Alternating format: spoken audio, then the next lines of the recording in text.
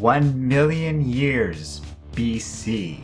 The greatest heroes of this primitive world have gathered together in defense of this planet.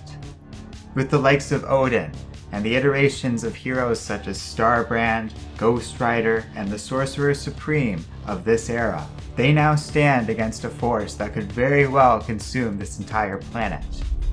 However, one hero worries about what will happen. Not if they fail, but if they succeed.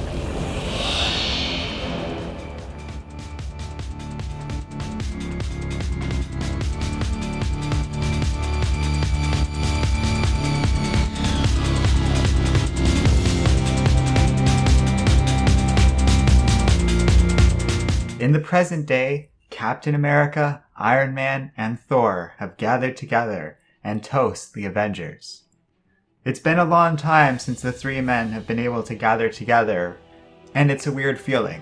Hydra Cap, Unworthy Thor, Comatose Tony Stark, they've been through a lot lately, and it really feels like they've been away from their calling as Avengers. Yet that's about to change. Out in space, Alpha Flight detects a disturbing new presence in Earth's orbit. The being is a celestial, one of the most powerful in all of creation, and yet it falls into the Hudson River, dead. This is disturbing to the Avengers, who know this being is powerful enough to destroy the Earth with the snap of its fingers. It's going to mean a great deal of trouble lies ahead.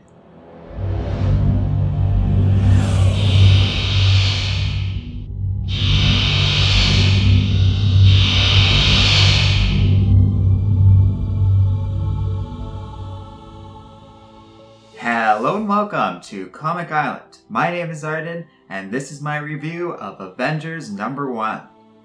So, this feels like it would be a bigger deal with another publishing company, but we are once again restarting the numbering for Marvel because this is the world we live in, I suppose. You can tell that they really wanted to try and go back to their old numbering with Legacy, and evidently either that didn't work or they just wanted to go in a new direction with Fresh Start. I don't even know with this company anymore, but I'll give them credit. I'm starting to come around to the idea of them wanting to keep the comics relatively in short iterations of content so that people can watch something like Infinity War and start reading the comics. This issue feels like a good example of that because it's a great starting point for a lot of people. You really don't need to know anything about the past, and it seems like a solid direction for content going forward. What I wish Marvel did was better segment their stuff into chunks of content like that. It feels like we always get halfway into a story before Marvel ends up just resetting the whole thing. This feels a little different. This feels more like what they did before Secret Wars, where they built things up with Time Runs Out, which took baby steps towards this huge giant plotline that ended up involving all of Marvel canon. Is that what's going on here with Avengers? Maybe not. Maybe this is just the start of a big epic storyline with crazy Celestials. If so, I'm down. As long as Jason Aaron gets to have a nice and complete run before they restart the numbering again. So if Marvel plans this stuff out and does it in these iterations of content that are easy to grasp onto with strong plot denominations for when they start and end, that would be great. That's what they did with Secret Wars, and that's what they did after Avengers vs. X-Men. They used to be better at doing these soft reboots in a way that made sense for people who were actively reading. I don't know if that's the plan here, but, you know, it's possible. Regardless, taking aside all the extracurricular publishing activities of Marvel and all of the outside business of this comic, this issue itself is really good, and I've been looking forward to reading it because Jason Aaron is awesome. And after reading this comic, I have to say I'm really surprised they didn't tack him onto the Avengers earlier, because he seems perfect for this. It feels a lot like his writing that he's always had with Thor, where it's this big, lofty ideas and epic vistas of panels and crazy concepts going on. That's what Jason Aaron's good at, and that feels what the Avengers could really benefit from. It reminds me a lot of Alan Hickman's writing during Time Runs Out, where we have a slow build of stuff, and it's a great focus of Avengers that we know, and some new characters or new takes on characters. So we have Robbie Reyes as Ghost Rider, I think that's a fun addition, Doctor Strange, and She-Hulk, but post-Civil War II She-Hulk, who experiences her powers a lot more like her cousin now, where she has to keep her anger under control. And rounding that team out is Black Panther and Captain Marvel, both of which make a lot of sense given that these are going to be the next big Marvel characters, what with the MCU going in that direction right now. This feels like a solid team of Avengers as a whole. Ed McGuinness, Mark Morales, and David Curiel are the ones responsible for the art in this comic, and they do such a good job.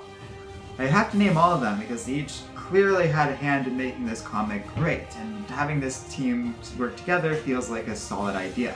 And the three make a really solid team together. I like how Ed McGuinness is basically credited right alongside Jason Aaron with all of this, but it seems smart that he just does the penciling while Mark Morales fills in the details with ink, and then David Curiel does a good work with coloring. I'm spelling this out because I can see each person's hand in each of these panels and drawings across the comic, and it's really impressive. There's one panel where Black Panther is using his suit to do like the night vision thing where his eyes are just illuminating a cave, and it looks so good. It's very simple, but stuff like that really go a long way to making this comic look memorable and just off to a solid start.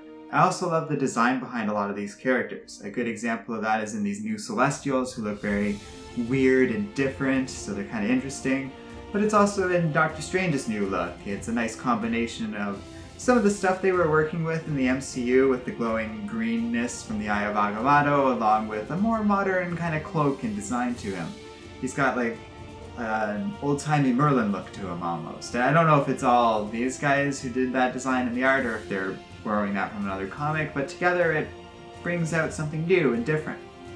On the whole, this seems like a solid step forward for the Avengers, and yes, we can complain about how Marvel constantly resets these things, but if they're actually committed to this team, then this looks great, and I am super optimistic about this series, because it's off to a great start. I'll give them that. So let me know what you guys think in the comments section below, and thank you for watching. If you like Comic Island, check out our Patreon page in the video description below. And finally, don't forget to like, subscribe, and keep reading comics.